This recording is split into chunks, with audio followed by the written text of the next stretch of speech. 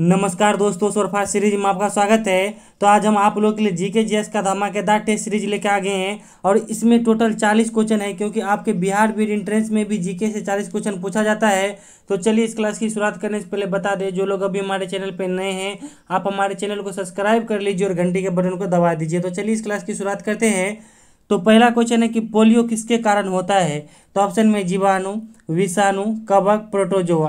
तो देखिए पोलियो जो है विषाणु के कारण होता है।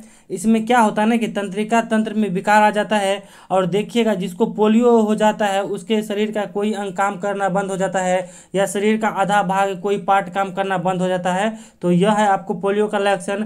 उसके बाद और भी विषाणु जनित हम रोग बता देते हैं, जैसे देखिए आपको एड्स हो गया, चेचक हो गया, हाइड्रोफोबिया हो गया, और यह जो आपको पोलियो बताया यह सब आपको विषाणु के कारण होता है। अब देखिए सभी ऑप्शन को देखते हैं।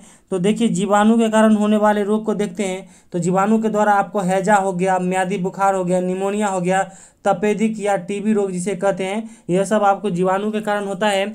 उसके बाद देखिए खाज खुजली जो है कवक के कारण होता है। पायरिया जो है आपको प्रोटोजोआ के कारण होता है, ठीक ना। अब चलिए अगला क्वेश्चन देखते हैं। अगला क्वेश्चन है कि हीराकुंड बांध किस राज्य में है। तो ऑप्शन में ओडिशा, मध्य प्रदेश, उत्तराखंड, पंजाब। तो देखिए हीराकुंड बांध जो है महानदी पर ओडिशा राज्य में स्थित है। अब सभी ऑप्शन को देखते हैं। तो देखिए मध्य प्रदेश में जो है इंपॉर्टेंट एक बांध रखिएगा, गांधी सागर बांध, जो कि चंबल नदी पर स्थित है। उसके बाद टिहरी बांध जो है उत्तराखंड में आपको भागीरथी नदी और भिलांगना नदी के संगम पर स्थित है। उसके बाद आपको भाखड़ा नांगल जो बांध है आपको पंजाब में सतलज नदी पर स्थित है, ठीक ना। और देखिए सभी पॉइंट जो लोग आप नहीं जानते हैं, पहली बार सुन रहे हैं, आप लोग जरूर इसे नोट भी करते जाइएगा। अब चलिए अगला क्वेश्चन देखते हैं। अगला क्वेश्चन है कि विद्युत का सबसे अच्छा सुचालक कौन है। तो ऑप्शन में चांदी, एल्यूमिनियम, अर्धचालक, लोहा। तो देखिए विद्युत का सबसे अच्छा सुचालक कौन होता है, तो चांदी होता है, ठीक ना। अब चलिए अगला क्वेश्चन देखते हैं। अगला क्वेश्चन है कि श्वेत रक्त का जीवन काल कितना होता है। तो ऑप्शन में 5 दिन, 2 से 4 दिन, 120 दिन, 1 साल। तो देखिए श्वेत रक्त का जीवन काल कितना होता है, तो 2 से 4 दिन होता है, और यह शरीर में एंटीबॉडी का काम करता है। और लाल रक्त का जीवन काल कितना होता है, तो 120 दिन होता है। अब चलिए अगला क्वेश्चन देखते हैं। अगला क्वेश्चन है कि सबसे पुराना वाद्य यंत्र कौन है। तो ऑप्शन में तबला, वीणा, सरोद, बांसुरी। तो देखिए सबसे पुराना वाद्य यंत्र कौन है, तो वीणा है। और देखिए कौन ऐसा वाद्य यंत्र है जिसपे सभी धुन बजाया जा सकता है, तो उसका सही उत्तर हो जाएगा बांसुरी। यानी जो है बांसुरी पे जो है सभी धुन बजाया जा सकता है, ठीक ना। अब चलिए अगला क्वेश्चन देखते हैं। अगला क्वेश्चन है कि किस भाषा को भारतीय संविधान में मान्यता प्राप्त है। तो ऑप्शन में उर्दू, फारसी, तुर्की, अरबी। तो देखिए भारतीय संविधान में इनमें से सिर्फ उर्दू को जो है मान्यता प्राप्त है। आपको बता दें कि मुगल काल की राजकीय भाषा कौन था, तो फारसी था, ठीक ना। अब चलिए अगला क्वेश्चन देखते हैं। अगला क्वेश्चन है कि अरावली पहाड़ी किस राज्य में है। तो ऑप्शन में महाराष्ट्र, राजस्थान, मध्य प्रदेश, इनमें से कोई नहीं। तो देखिए अरावली पहाड़ी जो है राजस्थान में स्थित है, और यह मृत पहाड़ी है, ठीक ना। अब सभी को ऑप्शन में देखते हैं। तो देखिए महाराष्ट्र में जो है एक इंपॉर्टेंट याद रखिएगा, अजंता पहाड़ी है। सतपुरा पहाड़ी कहाँ है, तो मध्य प्रदेश में स्थित है। अब चलिए अगला क्वेश्चन देखते हैं।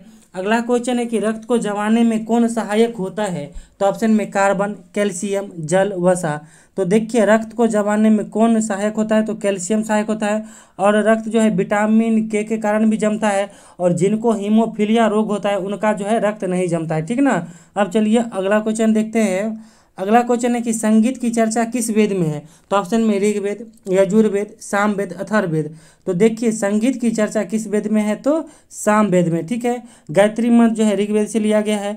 कर्म कांड की चर्चा यजुर्वेद में है। जादू टोना और वशीकरण की चर्चा किस में है, तो अथर्ववेद में है। अब चलिए अगला क्वेश्चन देखते हैं। अगला क्वेश्चन है कि इलेक्ट्रोमीटर से क्या मापा जाता है। तो ऑप्शन में वायु की आर्द्रता, वायु दाब, भूकंप की तीव्रता, दूध का घनत्व।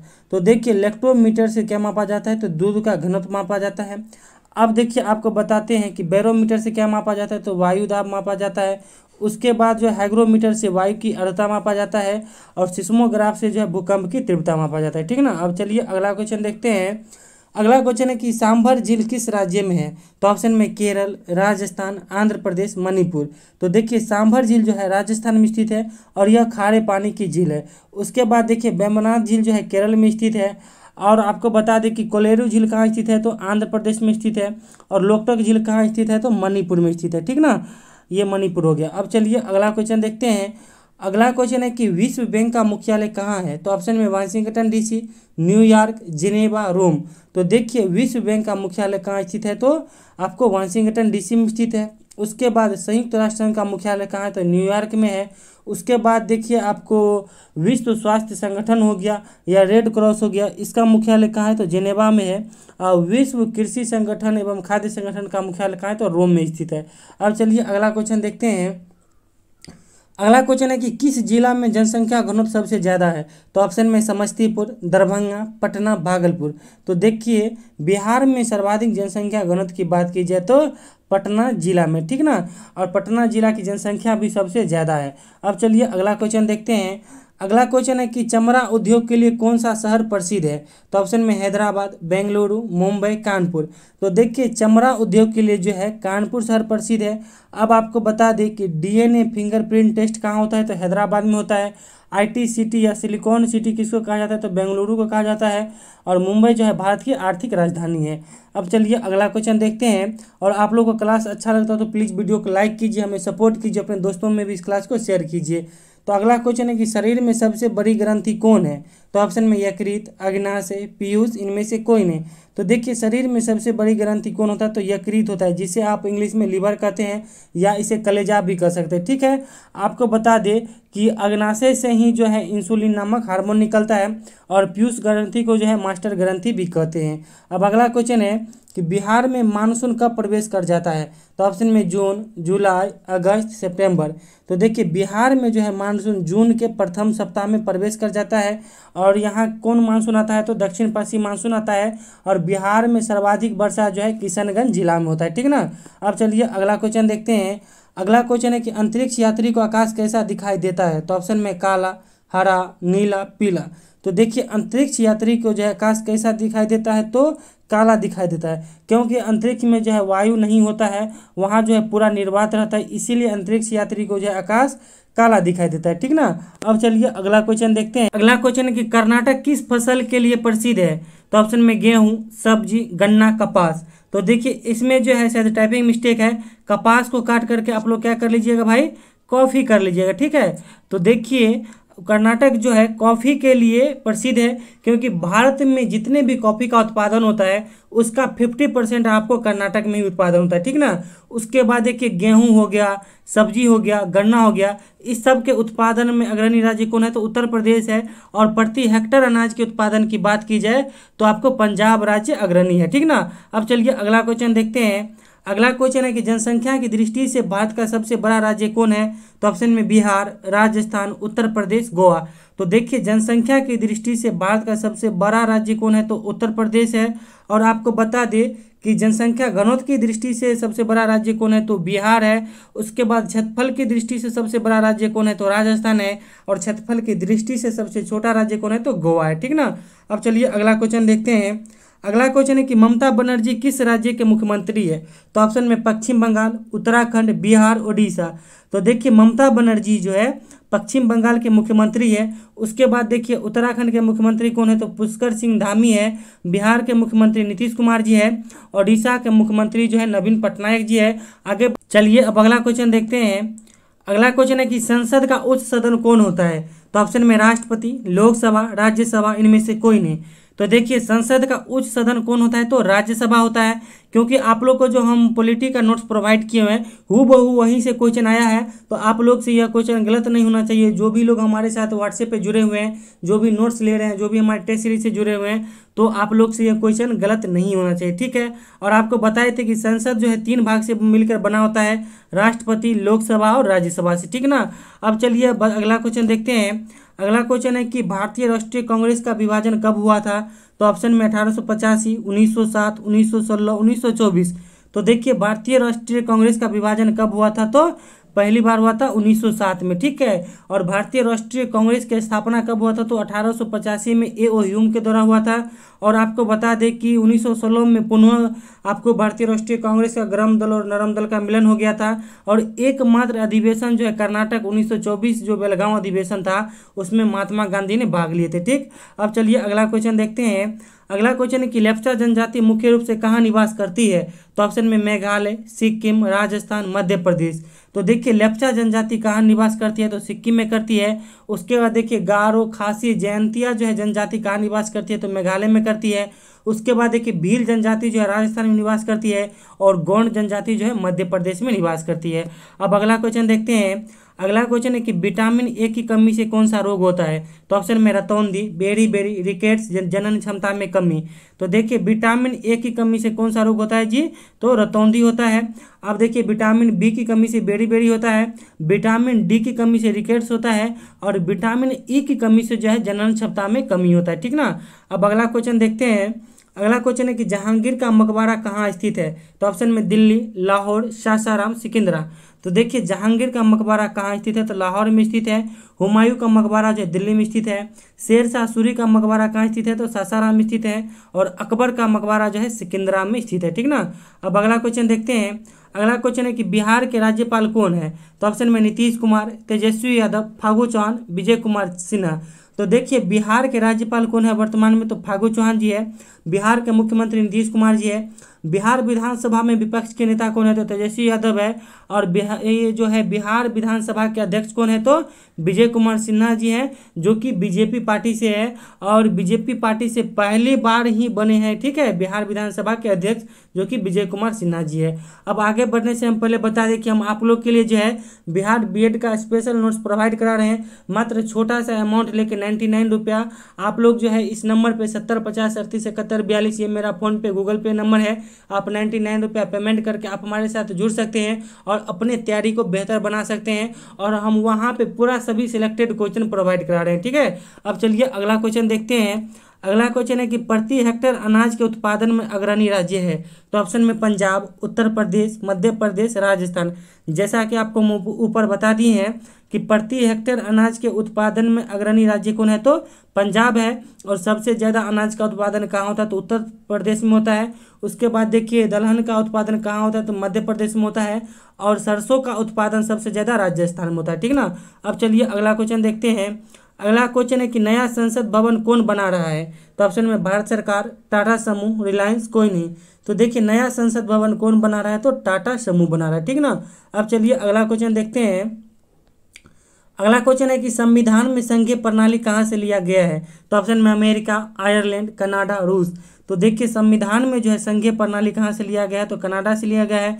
संविधान में मौलिक अधिकार अमेरिका से लिया गया है। संविधान में जो है नीति निर्देशक तो आयरलैंड के संविधान से लिया गया है।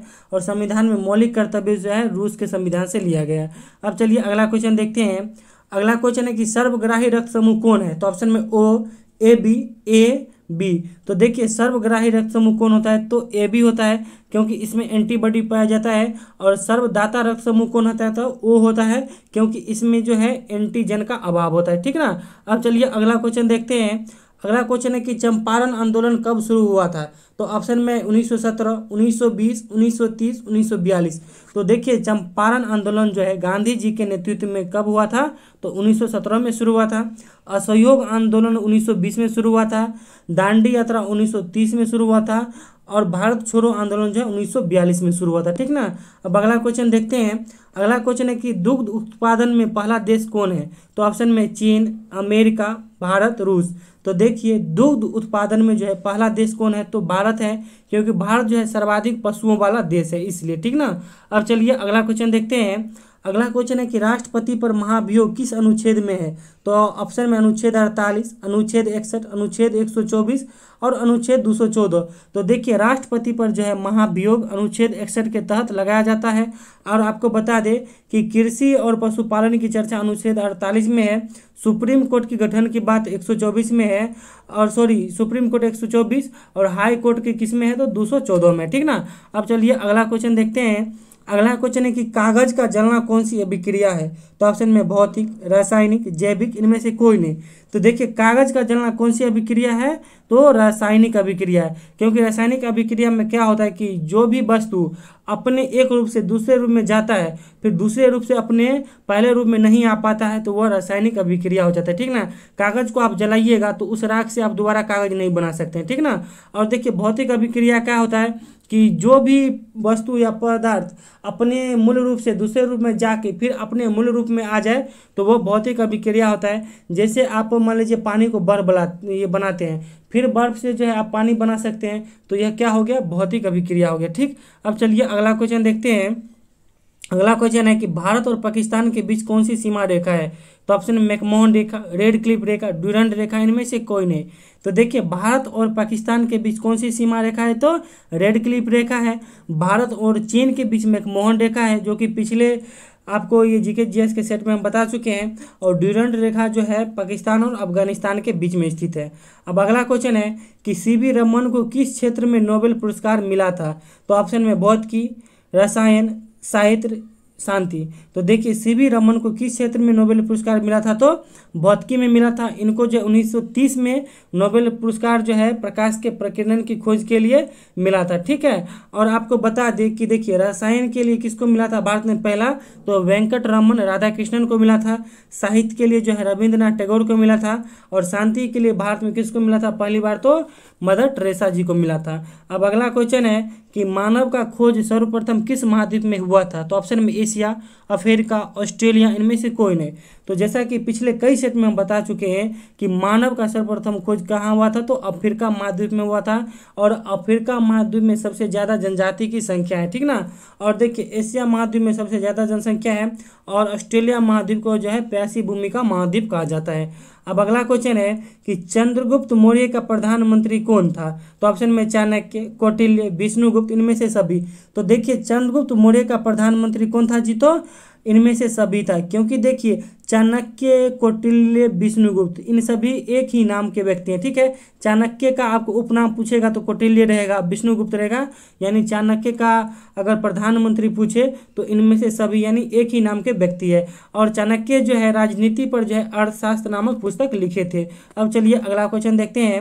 अगला क्वेश्चन है कि वीरभूमि किसका समाधि स्थल है।